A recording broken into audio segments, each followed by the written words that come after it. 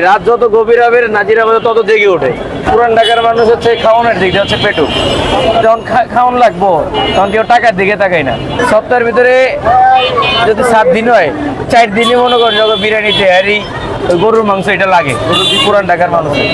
অক্টোপাসটা হচ্ছে আপনার সাইজ অনুযায়ী, তো এখানে এটা একটু বড় সাইজের, এই যে দেখতেছেন এটা একটু বড় সাইজের। এটা কত রাখতেছেন দাম? এটা কত পড়বে? এটা 500 টাকা। 500 টাকা। হ্যাঁ, আর এই যে একটা আছে এটা একটু ছোট সাইজের, এটা 450। এটা 450। 450 500 এরকম সাইজ অনুযায়ী দাম। হ্যাঁ প্রাইস। আর এই যে কাঁকড়া আছে 350 টাকা 400 টাকা। আচ্ছা, এখানে কি আপনাদের দামাদামি করার সিস্টেম আছে? হ্যাঁ অবশ্যই, আপনি যে কোনো জিনিস দামাদামি করে নিবেন। এটা হচ্ছে কোরাল, আপনার এটা 1000 টাকা পড়বে, এটা পড়বে 800 টাকা। আর এটা হচ্ছে টোনা মাছ, এটা হচ্ছে 400 টাকা। তেলাপিয়া হচ্ছে 250 টাকা সাইজের ওইটা। আর রূপচাঁদা হচ্ছে এটা 300 টাকা। রূপচাঁদা 300 টাকা।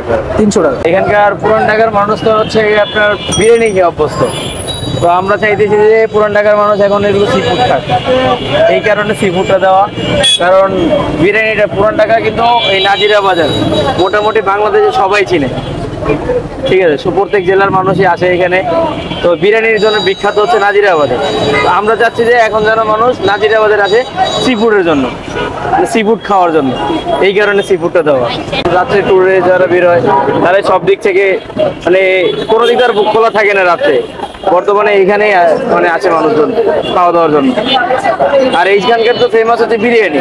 তো দিনে তো রাস্তা জ্যাম জট, এই কারণে মানুষজন আসতে পারে না, তাই রাত্রেই বেশি মানুষ হয়। কোরাল, টোনা, তেলাপিয়া, কাঁকড়া, অক্টোপাস, রূপচাঁদা, চিংড়ি, লবস্টার। তেলাপিয়া হচ্ছে সর্বনিম্ন ধরেন 250 থেকে 300 টাকা 400 টাকা এরকম। কোরালের প্রাইসটা হচ্ছে আপনার 400 টাকা থেকে সাইজ শুরু হয়। সাইজ অনুযায়ী তো এটা 1200 2200 টাকা পর্যন্ত হয়।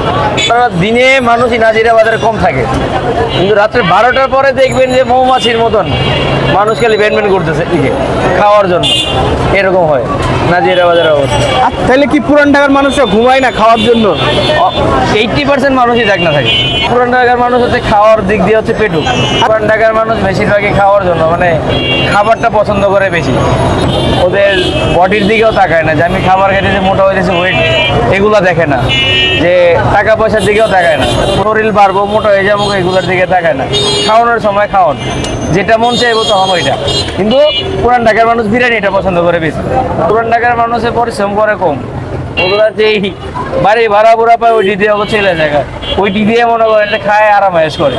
পুরান ঢাকার মানুষ বেশিরভাগই হচ্ছে ব্যবসায়ী, যে আশেপাশের থেকে আমাদের সি ফুডের আইটেমটা, কাবাবের আইটেমটা খুব ভালো চলে। আচ্ছা, একটা জিনিস খেয়াল করলাম যে আশেপাশে তো হচ্ছে আপনার সি ফুডের দোকান অনেক আছে, কিন্তু আপনার দোকানে দেখলাম সব থেকে কাস্টমারটা বেশি। এটার কারণটা কি? এটা তো আল্লাহর রহমতে, এটা তো আর আমাকে কিছু করার নেই। আমরা যেই জিনিসটাই করি সীমিত, মানে বাসি করি না, অল্পর ভিতরে শেষ করে দিই।